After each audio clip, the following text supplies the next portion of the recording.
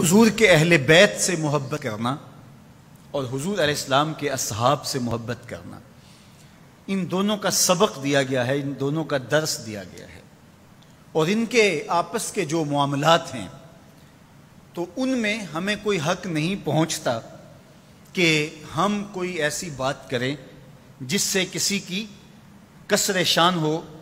اور کسی کی عظمت میں فرق آتا ہو۔ رسول کریم صلی اللہ علیہ وآلہ وسلم نے ارشاد فرمایا، احب اللہ لما یغزوکم من نعمہ، فرمایا اللہ سے محبت کرو، وہ تمہیں طرح طرح کی نعمتیں عطا کرتا ہے۔ وَأَحِبُّونِي بِحُبِّ اللَّهِ،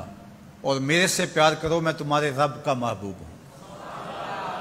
وَأَحِبُّوا أَهْلَ بَيْتِي لِحُبِّي، اور میرے اہل بیت سے میری وجہ سے پیار کرو۔ سیدہ فاطمہ الزہرا سلام اللہ علیہا کے حوالے سے ذکر کرتے ہوئے ارشاد فرمایا، فاطمہ تو بدعۃ منی فمن اغضبها اغضبنی، فاطمہ میرے جگر کا ٹکڑا ہے، جس نے فاطمہ کو غضبناک کیا اس نے مجھے غضبناک کیا۔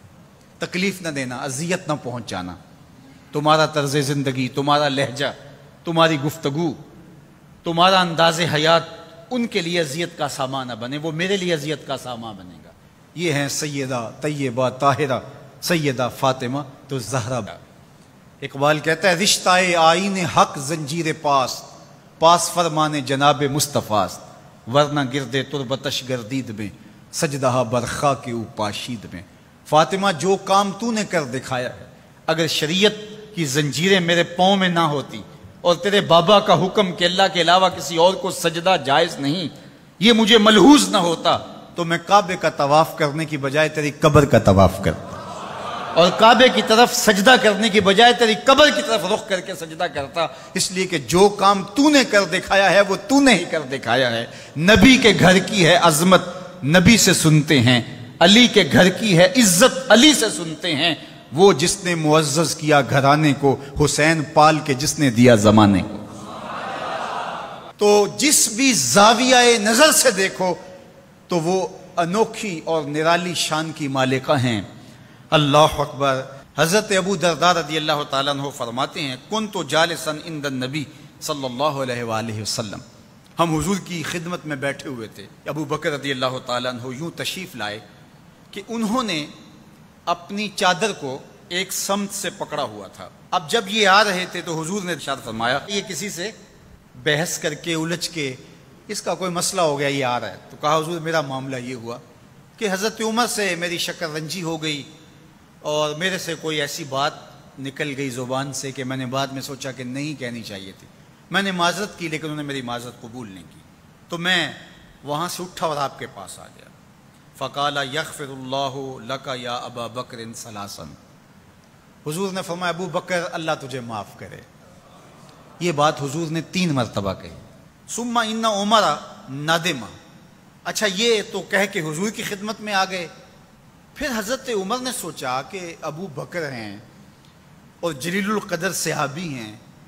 تو اگر ان سے کوئی بات ہو بھی گئی تو انہوں نے معذرت کی،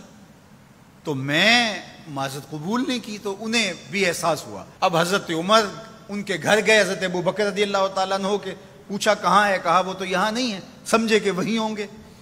تو وہ بھی پیچھے آ گئے۔ فسلم، اور انہوں نے بھی آ کے سلام پیش کیا، حضور کے چہرے پہ جلال تھا۔ حضرت ابو بکر رضی اللہ تعالیٰ عنہ پریشان ہو گئے کہ حضرت عمر رضی اللہ تعالیٰ عنہ پہ کوئی عطاب نازل نہ ہو جائے، تو ان کے دل میں نرمی پیدا ہوئی، انہوں نے خود اپنی پنڈلیاں بچھا کے گھٹنوں کے بل کھڑے ہو کر کے ہاتھ جوڑ کے بندہ نواز کی بارگاہ میں عرض کیا، حضور میں نے ہی ان سے کچھ کہا تھا، تو 2 مرتبہ حضور کی خدمت میں انہوں نے عرض کی۔ حضور صحابہ سے مخاطب ہوئے، ان میں حضرت عمر بھی تھے، فرمایا میرے اللہ نے مجھے حق کے ساتھ مبعوث کیا، جب میں نے دین کا پیغام تمہیں دیا تو کوئی دلیل مانگنے لگا، کوئی انکار کرنے لگا، لیکن یہ ابو بکر تھے، جب میں نے ان کو کہا کہ میں اللہ کا رسول ہوں تو انہوں نے کہا جانو دل سے مانتا ہوں، انہوں نے کوئی دلیل بھی نہیں مانگی، فوراً تسلیم کر لیا۔ پھر حضور نے فرمایا اس سے اگر کچھ ہو بھی جائے، کوئی سخت جملہ نکل بھی جائے تو تم میری وجہ سے اسے چھوڑ نہیں سکتے،